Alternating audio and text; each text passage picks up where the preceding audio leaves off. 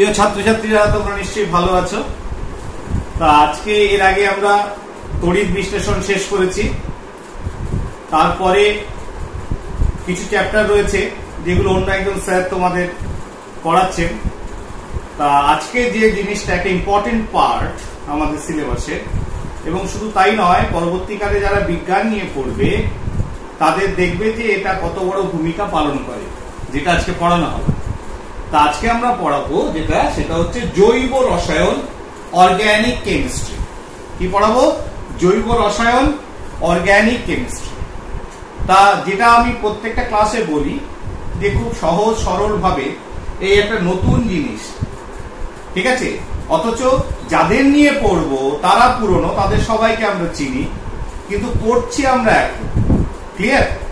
একটা বিশাল বড় সাম্রাজ্য, সেটাকে সামান্য একটু ইন্ট্রোডাকশন, ঠিক আছে, তাদের সঙ্গে একটু পরিচয় করে নেব ক্লাস 10। তা আমরা যেটা প্রত্যেকবার বলি, ধরো আমাদের যদি আমরা আলোচনা এটা যদি আমাদের পেরিফেরি হয়, কারণ একটা সীমাবদ্ধতা রয়েছে, কারণ তার বাইরে বলা যাবে না, কারণ তোমাদের সিলেবাসে সেটা নেই, সময় নষ্ট করে লাভ নেই। তাহলে এর ভেতরে যদি আমি ভাবি দিস ইজ আওয়ার বুক, এটা তোমাদের বই, তাহলে আমরা তোমাদের বইটা পড়বো, বইটা পড়াবো, ঠিক আছে, যা বইয়ে রয়েছে। তার বাইরে খানিকটা করে এগোবো, যেটুকু দরকার, একটু বেশি বেশি, ঠিক আছে না? চারিদিকে একটু একটু বেশি করে এগোবো, কিন্তু একটা সীমা রেখা দিয়ে সেটাকে বেঁধে রাখবো। তার বাইরে বেরোলে শেষ হবে। একটা বড় বিশাল জিনিস, ঠিক আছে, কিন্তু খুব ইন্টারেস্টিং। তাহলে প্রথমেই হচ্ছে জৈব রসায়ন কোথা থেকে শুরু হলো, অর্থাৎ একটু গল্প করে নেওয়া যায় জিনিসটা কি, কোথা থেকে আবির্ভাব। ক্লিয়ার? তার সামনে তোমাদের বই রয়েছে, বই দেখে বই থেকে আর কি যেটুকু বলা যায় সেটুকু বলছি, ঠিক আছে। প্রথমে বলে দিই যে 1675 খ্রিস্টাব্দে, 1675 খ্রিস্টাব্দে লেমেরি কি বললেন? বিজ্ঞানী লেমেরি বললেন যে আমরা যে পদার্থগুলোকে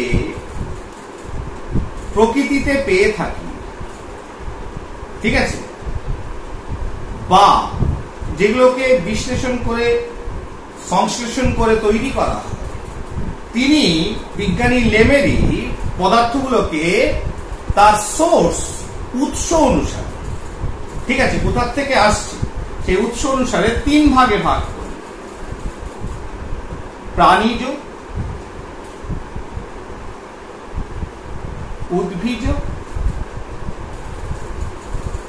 খনিজ।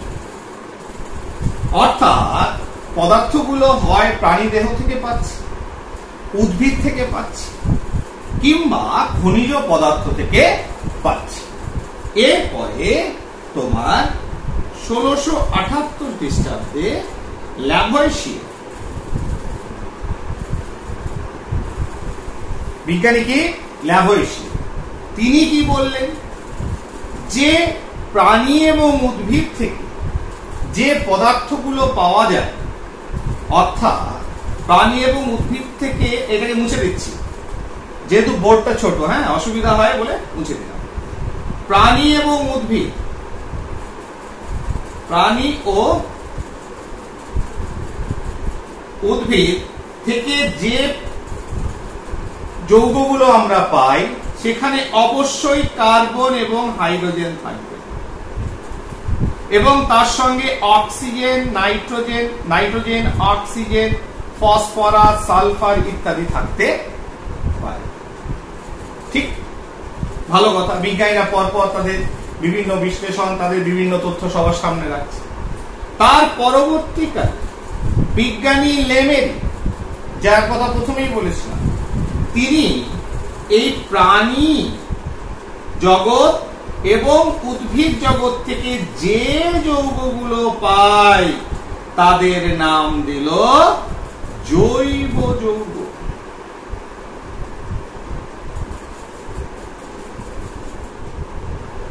কি নাম দিল? জৈব যৌগ। ঠিক আছে। আর জড় পদার্থ বা খনিজ পদার্থ থেকে পাই যেগুলো, সেগুলো অজৈব যৌগ। তাহলে এই অর্গানিক কেমিস্ট্রি কোথা থেকে এই নামটা এলো, এরা কারা, এটা আমরা কিন্তু বুঝে গেলাম। অর্থাৎ প্রাণী এবং উদ্ভিদ জগৎ থেকে যাদের পাচ্ছি তারা হচ্ছে জৈব, ঠিক আছে। আর বাদ বাকি জড় পদার্থ এবং খনিজ পদার্থ থেকে যা পাই, এটাও তো জড় পদার্থ, তাদের বলা হয় অজৈব যৌগ। ক্লিয়ার? তাহলে আমরা বুঝে গেলাম জৈব যৌগ অজৈব যৌগ জিনিসটা কি। দীর্ঘদিন ধরে বিজ্ঞানী অর্থাৎ মানুষের ধারণা ছিল যে এই যে জৈব যৌগ, তাদের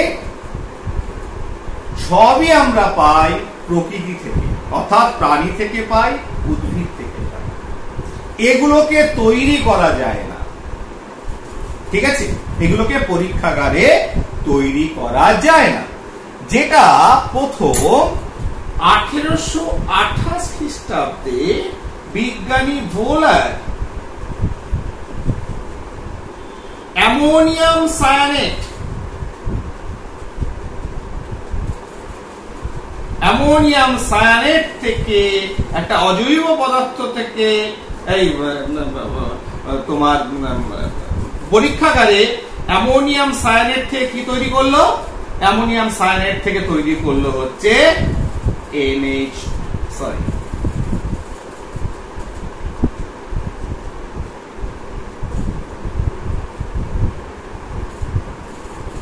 ইউরিয়া।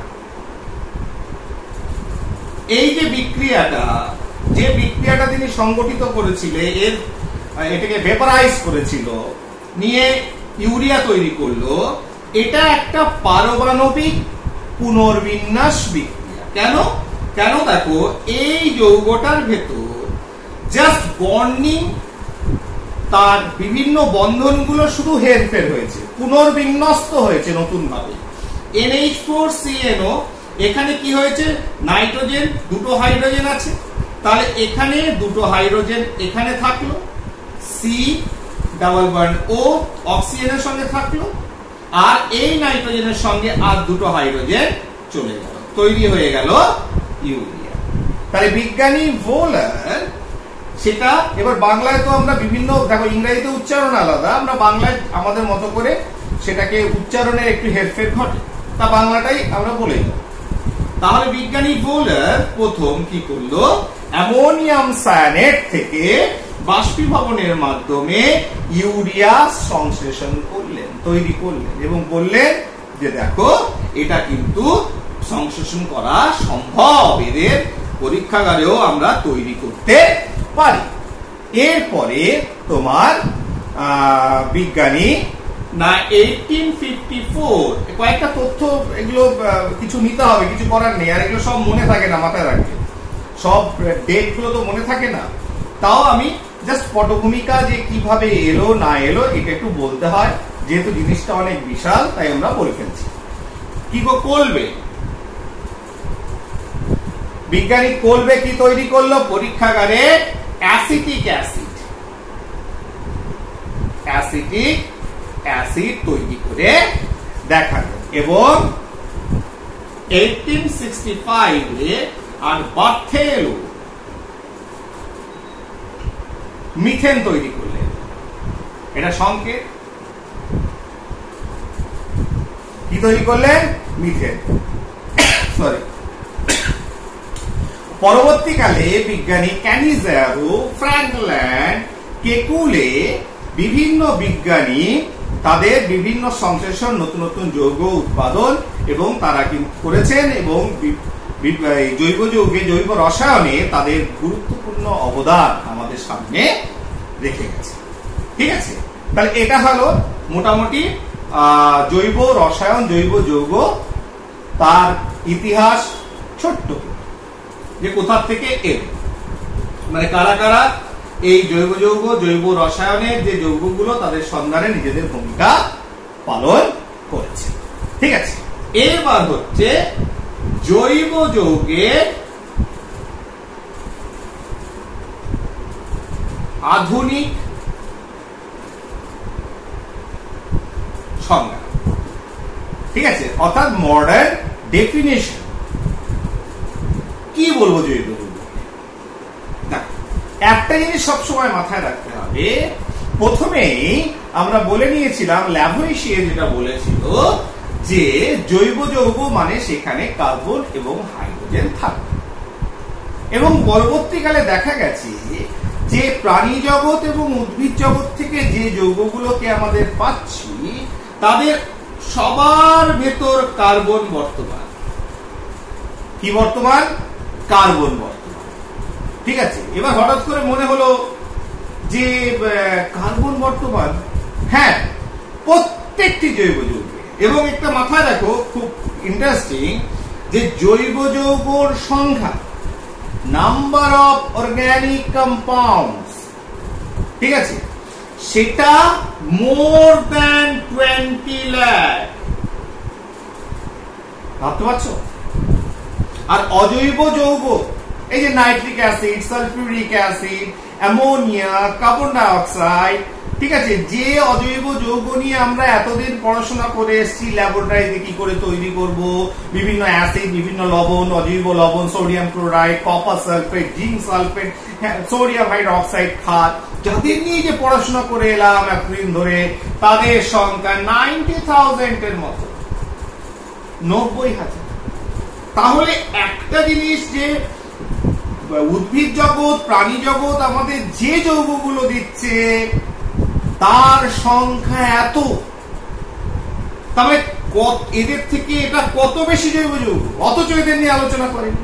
হ্যাঁ, তাই পুরো পৃথিবী মানুষ তারা কিন্তু জৈব যৌগ নিয়ে অনেক পরে আলোচনা শুরু করেছে। It's a modern chemistry. ঠিক আছে না? যেহেতু এটা আধুনিক, ফলে যত তথ্য আমরা পেয়েছি সবই আধুনিক বিজ্ঞানের অবদান। ফলে খুব সিস্টেমেটিক ওয়েতে অর্গানিক কেমিস্ট্রিকে অ্যানালাইজ করা হচ্ছে। যেহেতু অনেক যন্ত্রপাতি, আধুনিক বিজ্ঞান মানে কি, আধুনিক যুগ মানে কি, তাদের কাছে যন্ত্রপাতি থেকে আরম্ভ করে অনেক কিছু তথ্য রয়েছে, অর্থাৎ তাদের জৈব যৌগের বিশ্লেষণ করা অনেক সহজ হয়েছে। ক্লিয়ার? এইবার ইন্টারেস্টিং পার্ট যেটা, যে সকল জৈব যৌগে কার্বন বর্তমান, এবং শুধু তাই নয়, কেন বর্তমান?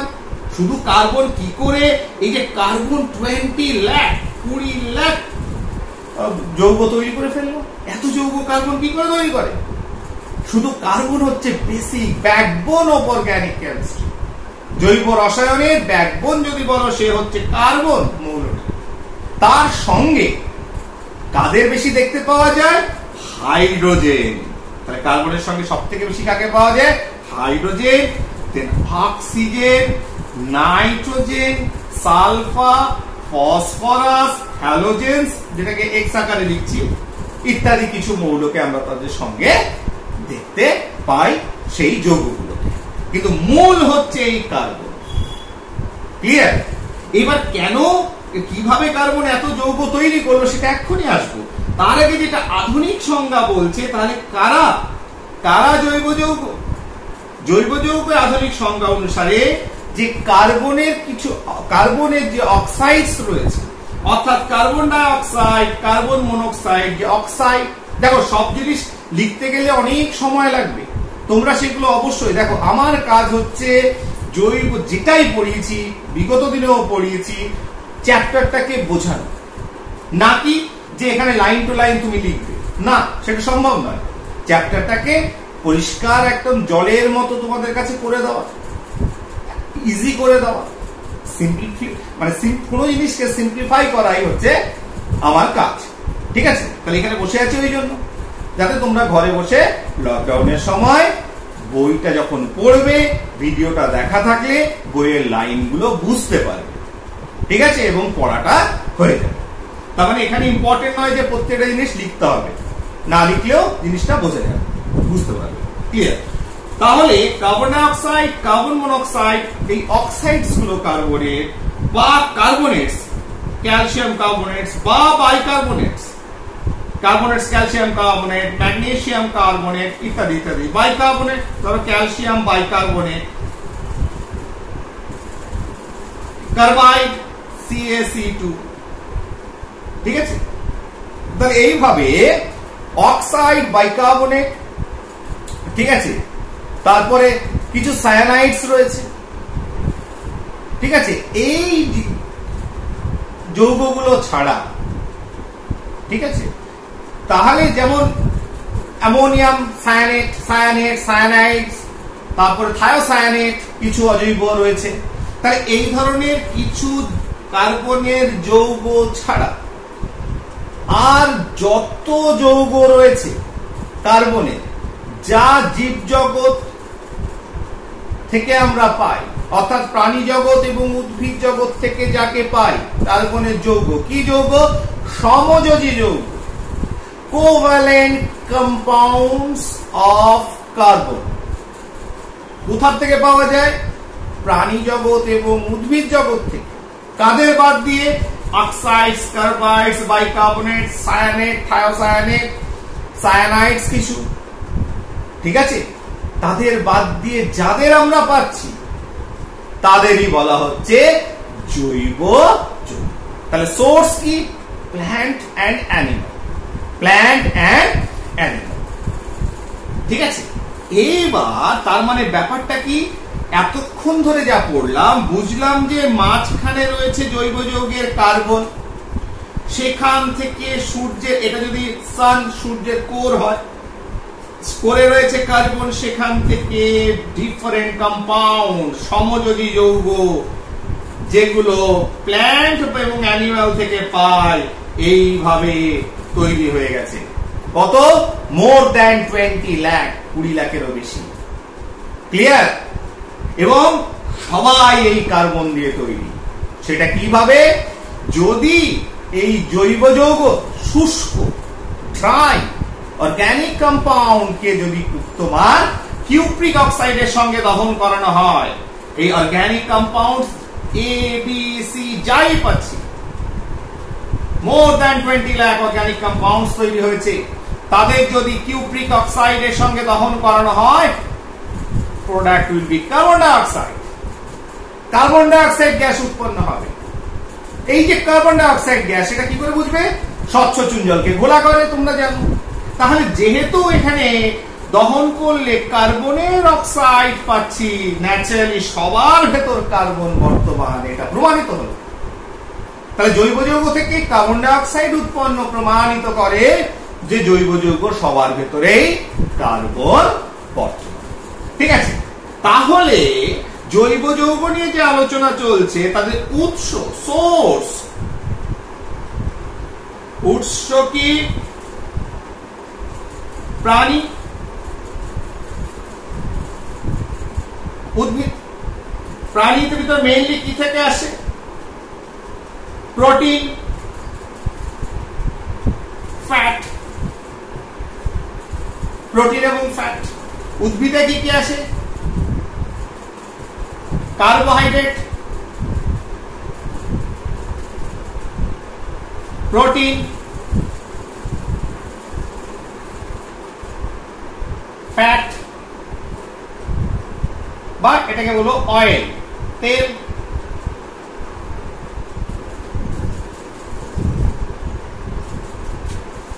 এইবার এই যে উদ্ভিদ, এই উদ্ভিদকে আমরা একটা কাজ করি, দুভাগে ভাগ করি। জীবিত, জীবিত উদ্ভিদ থেকে এগুলো পাই। মৃত, মৃত উদ্ভিদ থেকে আমরা পাই হচ্ছে কয়লা, ক্লিয়ার, আর একটা হচ্ছে পেট্রোলিয়াম। কয়লা পাই, আরেকটা কি পাই? পেট্রোলিয়াম। তাহলে দেখো, তাহলে উৎস হচ্ছে প্রাণী এবং উদ্ভিদ থেকে। প্রাণী থেকে প্রোটিন এবং ফ্যাট পাচ্ছি, উদ্ভিদ থেকে, উদ্ভিদ আবার দু ধরনের সোর্স এ তো তৈরি করে, ঠিক আছে। একটা হচ্ছে জীবিত উদ্ভিদ, যেখান থেকে কার্বোহাইড্রেট পাচ্ছি, ভিটামিন পাচ্ছি, প্রোটিন পাচ্ছি, অয়েল তেল পাচ্ছি। আর প্রাণী যখন মরে যায় সেখান থেকে মৃত অবস্থায় কয়লা এবং পেট্রোলিয়াম পাচ্ছি। ঠিক আছে, এত কিছুর ভেতরে সব থেকে বড় major source of organic compounds ধরা হয় সব থেকে বেশি পরিমাণে, ঠিক আছে না, কয়লা এবং petroleum, the major source of organic compound. ঠিক আছে, তাহলে এটা হচ্ছে উৎস এবং তার চার্ট একটা বানিয়ে দিলাম নিজের মতো করে। ক্লিয়ার? এরপরে চলে আসি যে প্রশ্নটা মাথায় ঘোরাফেরা করছে যে কিভাবে শুধু একা কার্বন এত জৈব যৌগ তৈরি করলো, তাহলে বহু সংখ্যক জৈব যৌগ উৎপত্তির কারণ কি? কেন এত সংখ্যক জৈব যৌগ উৎপন্ন হলো? সেটা হচ্ছে কার্বনের ক্যাটিনেশন ধর্ম। কার্বনের কি ধর্ম? ক্যাটিনেশন ধর্ম। সেটা আবার কি ধর্ম ক্যাটিনেশন? কার্বন যে মৌলটা রয়েছে তার একটা বিশেষ ধর্ম হচ্ছে টু ফর্ম চেইন, অর্থাৎ একে অপরের সঙ্গে হাত ধরাধরি করে নতুন নতুন যৌগ উৎপন্ন করে, অর্থাৎ হাত ধরে ধরে চেন তৈরি করতে পারে। সেই চেনটা লম্বা হতে পারে কিংবা চারিদিকে এরকম হতে পারে। তাহলে যেদিকে খুশি হাত ধরাধরি করে যেতে পারে, এবং এই হাত ধরাধরি করে থাকে বলে বিভিন্ন কার্বন বিভিন্ন ভাবে যুক্ত হয়ে বহু সংখ্যক, অর্থাৎ একটা সমুদ্র সি অফ কম্পাউন্ডস তৈরি করেছে। ক্লিয়ার? তাহলে এই ক্যাটিনেশন ধর্মটা কার্বন কেন শো করে? তার কারণ হচ্ছে স্মল সাইজ। কজ, কারণ কি? Small size. Small size, carbon এক খুব ছোট। 2 নম্বর হচ্ছে যে কার্বনের যোজ্যতা 4, অর্থাৎ কার্বন ইজিলি আরো অন্যান্য পরমাণুকে সঙ্গে নিতে পারে। সেটা অন্য কার্বন হতে পারে বা অক্সিজেন বা হাইড্রোজেন হতে পারে। 3 নম্বর, সেটা দেখো, সেটা লেস ডিফিউজ অরবিটাল বলে একটা কথা আছে। অরবিটাল গুলো ডিফিউজ নয়। কি বৃত্তান্ত, অরবিটাল কি জিনিস, কক্ষ কি জিনিস আমরা যাব না। আরেকটা যেটা ইম্পর্টেন্ট পার্ট, সেটা হচ্ছে কার্বন এই যে হাতে হাত মেলালো, এই যে কার্বন যে বন্ধন তৈরি করলো, এই কার্বন কার্বন বন্ধনের যে শক্তি, অর্থাৎ বন্ধন তৈরি হওয়ার সময় যে শক্তি বেরিয়েছে বা বন্ধনকে ভেঙে দিতে যে শক্তির প্রয়োজন, সেটা খুব বেশি। সেটা যদি কার্বন এবং অক্সিজেনের সঙ্গে আমি তুলনা করি, this is greater bond energy of carbon carbon is greater than carbon oxygen or other bond formed by carbon। তাহলে কার্বন কার্বন যে তৈরি হলো সেই বন্ধন শক্তির মানটা অনেক তীব্র। তার মানে কার্বন চায় যে আরেকটা কার্বনের সঙ্গে বন্ড তৈরি করতে, তার মানে ইজি হয় নিশ্চয়ই ওর কাছে। তার মানে কার্বনের ভেতরে সেই পরমাণুর সেই যে একটা চাহিদা রয়েছে to make bond with another carbon. তাহলে এই কজগুলোই এই কার্বনের হাতে হাত মেলাতে সাহায্য করে। ঠিক আছে না? এছাড়াও সালফার, সিলিকন, সেলেনিয়াম, টেলুরিয়াম, ঠিক আছে, এদের ভেতরেও অল্প বিস্তর আমরা ক্যাটিনেশন যে ধর্ম, অর্থাৎ টু ফর্ম এ চেইন, একটা শৃঙ্খল তৈরি করার যে ধর্ম, সেটা আমরা অল্প বিস্তর দেখতে পাই। ঠিক আছে, এবার নেক্সট কি আছে দেখি।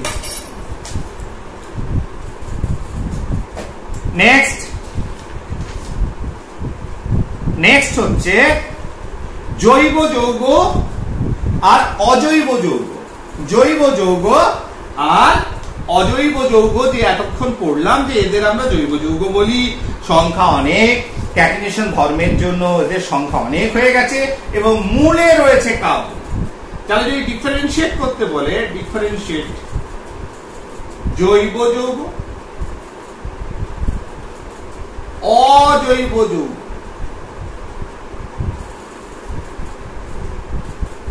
এটা হচ্ছে organic compound, inorganic compound.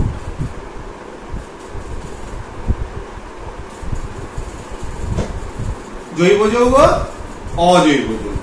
Clear? এবার প্রথম কথা হচ্ছে একটা জিনিস, যে জৈব যৌগে কার্বন মৌল অবশ্যই থাকবে। আর এক্ষেত্রে কি লিখবো? কার্বন মৌল থাকতেও পারে, নাও পারে। কার্বনের কার্বনেট, কার্বনের বাইকার্বনেট, কার্বনের কার্বন ডাই অক্সাইড, এরকম কিছু কার্বনের যৌগ ছাড়া তো প্রচুর অজৈব যৌগ রয়েছে যেখানে কার্বন নেই। তাহলে এখানে অবশ্যই কার্বন থাকবে, এখানে কার্বন থাকতেও পারে, আবার নাও পারে। এবার এরা যেহেতু সবাই সমযোজী যৌগ, আর তোমরা বন্ধনে আমি পড়িয়েছিলাম, ফলে এদের গলনাঙ্ক ও স্ফুটনাঙ্ক কম, আর এদের করসপন্ডিং অজৈব যৌগের গলনাঙ্ক স্ফুটনাঙ্ক বেশি। তার কারণ হচ্ছে এরা বেশিরভাগটাই আয়নীয় এবং অসমযোজী যৌগ। ঠিক আছে? আয়নীয় এবং কি যৌগ? অসমযোজী যৌগ। এদের গলনাঙ্ক এবং স্ফুটনাঙ্ক বেশি। দেখা গেছে এরা বেশিরভাগটাই উদ্বায়ী, আর এরা কি? এরা হচ্ছে অনুদ্বায়ী। ঠিক আছে? আরেকটা ঘটনা, এদের সমাবয়বতা দেখা যায়।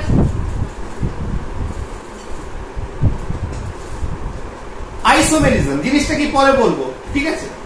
আর এদের এই ধরনের সমবায়বতা দেখা যায় না। ঠিক আছে? আরেকটা কি? অর্গানিক কম্পাউন্ড, এরা দাহ্য, দহন করা যায়। ঠিক আছে? দহন মানে তোমার এটাকে আগুন লাগালে এটা চলে যায়, দাহ্য। এর বেশিরভাগটা তোমার দাহ্য নয়। ঠিক আছে? দাহ্য নয়। আর যেহেতু এরা সমযোজী যৌগ, তাহলে জৈব যৌগ কি? এটা 5 অথবা 6 পয়েন্ট যেটা লেখো। তাহলে এরা কাদের কোথায় দ্রবীভূত হবে? যেহেতু সমযোজী যৌগ, অধ্রুবীয়, বেশিরভাগই, দুই একটা বাদ দিয়ে, অধ্রুবীয় দ্রাবকে, যেমন বেনজিন, টলুইন, কার্বন টেট্রাক্লোরাইড, ঠিক আছে, ইথার, এই ধরনের তোমার অধ্রুবীয় দ্রাবকে দ্রাব্য। আর এরা দ্রবীভূত হওয়ার ক্ষেত্রে কি? অজৈব যৌগ, যেহেতু আয়নিক বেশিরভাগটা। ঠিক আছে না? সমযোজীয় রয়েছে, তার ভিতর ধ্রুবীয় অনেকটাই রয়েছে, তার মানে এদের দেখা যায় বেশিরভাগটাই ধ্রুবীয় দ্রাবক, যেমন জল, ধ্রুবীয় দ্রাবকে এরা দ্রাবক। তাহলে আমরা অনেকগুলো পার্থক্য জৈব যৌগ এবং অজৈব যৌগে পেয়ে। এরপরে চলে আসি কার্বনকে নিয়ে পড়বো। এবার কাদের নিয়ে পড়বো? এবার একটু আমরা কার্বনকে নিয়ে পড়ব। কার্বন নিয়ে কি পড়বো? ঠিক আছে? অর্থাৎ কার্বন নিয়ে পড়বো এই কারণে, আমরা জানি সেন্টার পয়েন্টে কার্বন আছে। লক্ষাধিক যৌগ যা পেয়েছি সবই কার্বনের যৌগ। কার্বনের ক্যাটিনেশন ধর্ম পড়লাম, একে অপরের সঙ্গে চেঞ্জ করবে। কি করে হবে? বন্ধনের সাহায্যে। তাহলে কার্বন কটা বন্ধন তৈরি করে? কি করে? কার্বন কটা বন্ধন তৈরি করে? তোমার একটা ডেটা নিচ্ছি, 1854 কেকুলে। কেকুলে বললেন যে কার্বন, সমস্ত জৈব যৌগে কার্বনের যোজ্যতা হচ্ছে 4। কেকুলে কি বললেন? কার্বনের যোজ্যতা হচ্ছে 4। তার মানে কার্বনের চারিদিকে 4টি হাত রয়েছে। তাহলে কার্বন কটা বন্ড তৈরি করবে? 4টে বন্ধন তৈরি করবে। কি বন্ধন? সমযোজী বন্ধন। ক্লিয়ার? তাহলে কার্বন কটা করে ইলেকট্রন, 4টে বন্ড তৈরি করতে হলে 4টে ইলেকট্রন শেয়ার করবে। এটা অবশ্য কেকুলে বলেনি, এটা পরবর্তীকালে লুইস এই যে কার্বনের জৈব যৌগে কার্বন যে 4টে যোজ্যতা 4 কিভাবে বন্ড তৈরি করে তার ডট ইলেকট্রন ডট স্ট্রাকচার দিয়ে, যেটা আমরা সমযোজী যৌগতে আমরা দেখেছি ইলেকট্রন ডট যে ফর্মুলা, সেই ইলেকট্রন ডট দিয়ে কি করে আমরা প্রকাশ করেছে লুইস, সেইভাবেই তিনি সেইগুলোকে দেখান। তাহলে কার্বনের 4টে হাত। এবার সমযোজী যৌগ একটা হতে পারে, দুটো হতে পারে, সর্বাধিক কটা তৈরি করতে পারে একসঙ্গে? 3টে। তাহলে কার্বনের ক্ষেত্রে যদি আমি ভাবি যে এইটা সব সময় জৈব রসায়ন যখন করবে, অর্গানিক কেমিস্ট্রি যখন করবে, যেহেতু আমরা কার্বন নিয়ে আলোচনা করছি, ন্যাচারালি মাথায় প্রথমে ঢুকিয়ে নিতে হবে যেটা বিজ্ঞানী কেকুলে বলেছিল কার্বনের যোজ্যতা 4, তার মানে আমি 4টে বন্ড বুঝে নেব। কটা বন্ড বুঝবো? 4টে বন্ড বুঝে নেব। তাহলে হয় কার্বনের চারদিকে 4টে যাবে, নতুবা যদি ভাবি যে দ্বিবন্ধন হতে পারে, দ্বিবন্ধন, তাহলে কার্বন যদি একদিকে দ্বিবন্ধন করে আর পড়ে থাকবে দুটো, কিন্তু সেই মোট 1 2 3 4। কিংবা কার্বন যদি কখনো 3টে বন্ড তৈরি করে কারোর সঙ্গে, ঠিক আছে, কার্বন যদি কারোর সঙ্গে 3টে বন্ধন তৈরি করে, ধরো সাপোজ এখানে আরেকটা কার্বন রয়েছে, ত্রিবন্ধন তৈরি করলো, তাহলে অবশ্যই একটা করে হাত পড়ে থাকবে। তাহলে দেখো, হয় কার্বন একটা করে বন্ধন তৈরি করলো, 4টে হাত। যদি দুটো বন্ধন তৈরি করে তাহলে দেখো 2 3 4, এর ক্ষেত্রেও দেখো 2 3 4। 3টে বন্ধন তৈরি করলে 1 2 3 4, এর ক্ষেত্রে দেখো 3 1 4। তাহলে এই 4টাকে মাথায় ঢুকিয়ে রাখতে হবে সবসময়। এবং বন্ধনটা হতে পারে জৈব যৌগে আমরা দেখতে পারি কার্বনের ভেতর হয় 1 বন্ধন, নয় দ্বিবন্ধন, নয় 3টে বন্ধন। এটাকেও মাথায় ঢুকিয়ে নিতে হবে। নেক্সট তোমার বিজ্ঞানী লাভেল এবং ভ্যান হপ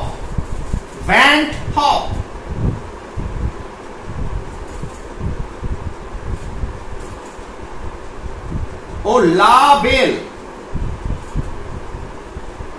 বারে বারে বলি এই যে অল্প করে ইতিহাসটাকে ধরে ধরে এগোনো হচ্ছে, কারণ এই অর্গানিক কেমিস্ট্রি খুব ইম্পর্টেন্ট জিনিস, শুধুমাত্র ক্লাস 10 এর জন্য নয়, ভবিষ্যতেও সবসময় কাজে লাগবে যারা বিজ্ঞান নিয়ে আরো পড়াশোনা করবে, ঠিক আছে? তাই একটু ধরে ধরে বলার চেষ্টা হচ্ছে, খানিকটা ইতিহাসকে, সালগুলোকে, বিজ্ঞানীগুলো না। তার মানে কি এখান থেকে প্রশ্ন আসবে?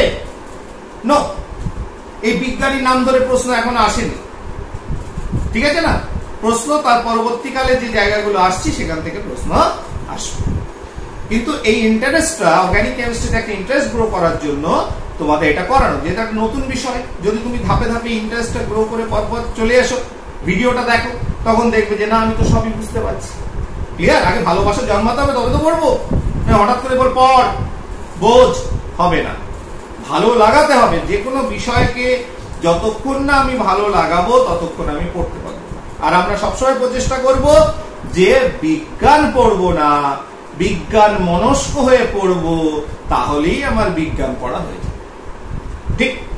তাহলে ভ্যান হপ ও লাভেল বললো যে কার্বনের যে 4টে হাত আমি বলছি, এই 4টে হাত যে, এই 4টে হাতে যে বন্ধন কিভাবে করেছে, যদি আমি 3 ডাইমেনশনালি ভাবি, ত্রিমাত্রিক ভাবে ভাবি, তাহলে মাঝখানে যদি কার্বন থাকে তাহলে এইভাবে 3 দিকে 3টে বন্ড গেছে আর ওপরে একটা বন্ড গেছে। তাহলে 3 দিকে 3টে, ওপরে একটা, এদিকে একটা, ওদিকে একটা, ওদিকে একটা, ওপরে একটা। তাহলে এই যে স্ট্রাকচার পেলাম, এটাকে চতুস্থলকীয় টেট্রাহেড্রাল স্ট্রাকচার। তার কার্বন কিভাবে থাকে? টেট্রাহেড্রাল। 4টে বন্ধন কিভাবে থাকে? একটা টেট্রাহেড্রাল চতুস্থলকীয় গঠন তৈরি করে। বন্ড অ্যাঙ্গেল কত হয়? 109 ডিগ্রি 28 মিনিট। 109 ডিগ্রি 28 মিনিট, ঠিক আছে? তাহলে লুইস এবার বলল, ও আচ্ছা, এবার কি করে হয়েছে বলতো? বলে কিভাবে তৈরি হলো? যদি আমি ইলেকট্রন ডট স্ট্রাকচার দিয়ে দেখি তাহলে দেখব যে কার্বন তার বাইরের কক্ষে 4টে ইলেকট্রন। যদি আমি ভাবি যে হাইড্রোজেনের সঙ্গে বন্ধন করবে।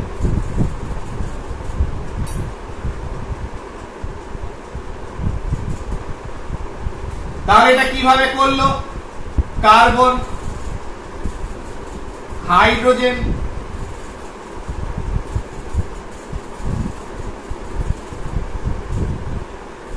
তাহলে কার্বনে একটা, হাইড্রোজেনে একটা, তাহলে কার্বন চারিদিকে কটা বন্ধন তৈরি করলো? দেখো কার্বনে অষ্টক পূর্ণ হয়ে গেল, ছিল 4টে, হাইড্রোজেনের কাছ থেকে 4টে শেয়ার করলো, মোট হয়ে গেল 8টা, আর প্রত্যেকটা হাইড্রোজেন ডাবলেট। ঠিক আছে, হিলিয়ামের মতো ইলেকট্রন বিন্যাস লাভ করে তাদেরও চাহিদা মিটে গেল। ঠিক আছে, তাহলে এইভাবে তিনি বললেন যে কার্বন কি করে 4টে এক বন্ধন তৈরি করে। কটা এক বন্ধন? 4টে এক বন্ধন, মানে একটা হাইড্রোজেন 4টে হাইড্রোজেনের সঙ্গে 4টে এক বন্ধন তৈরি করে। তাহলে এবার বলছে যে দ্বিবন্ধনটা কিভাবে করবে? দ্বিবন্ধনটা কিভাবে করবে? বলছে এটা একটা কার্বন, এটা একটা কার্বন, ক্লিয়ার? তাহলে কার্বনের এর দুটো করে ইলেকট্রন, ক্লিয়ার? তাহলে কার্বনে আরো দুটো ইলেকট্রন আছে। ধরো হাইড্রোজেন এসছে, তাহলে এরও দেখো, তাহলে কার্বনের বাইরে কক্ষে 4টে ইলেকট্রন ছিল, তার ভিতর দুটো ইলেকট্রন নিজেদের তো শেয়ার করলো, আর দুটো ইলেকট্রন হাইড্রোজেনের সঙ্গে শেয়ার করলো। তাহলে কি তৈরি হলো এখান থেকে? যে কার্বন দুটো ইলেকট্রন শেয়ার করেছে, দ্বিবন্ধন তৈরি হলো, আর হাইড্রোজেনের সঙ্গে একটা করে শেয়ার করেছে। লুইস বলল যে এইভাবে কার্বন দ্বিবন্ধন তৈরি করে। তাহলে ত্রিবন্ধন কি করে তৈরি করবে?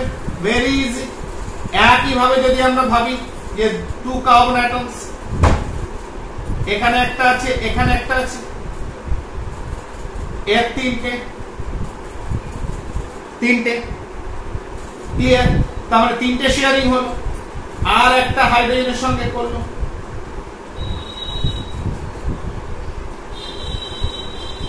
তাহলে 3টে একে 4টে, তাহলে দেখো প্রত্যেকের চাহিদা মিটে গেল। কার্বনের 3 আর 3 6 7 8, কার্বনের 3 আর 3 6 7 8, তাহলে দুজনের চাহিদা মিটে গেল। তাহলে কার্বন ত্রিবন্ধন, 3টে জোট তৈরি হলো, আর হাইড্রোজেনের সঙ্গে এক বন্ধন। তাহলে এইভাবে লুইস দেখালো যে কিভাবে এক বন্ধন, দ্বিবন্ধন এবং ত্রিবন্ধন তৈরি হয় ইলেকট্রন ডট স্ট্রাকচার। ঠিক আছে, তাহলে আজকে এই পর্যন্ত থাকো। Thank you.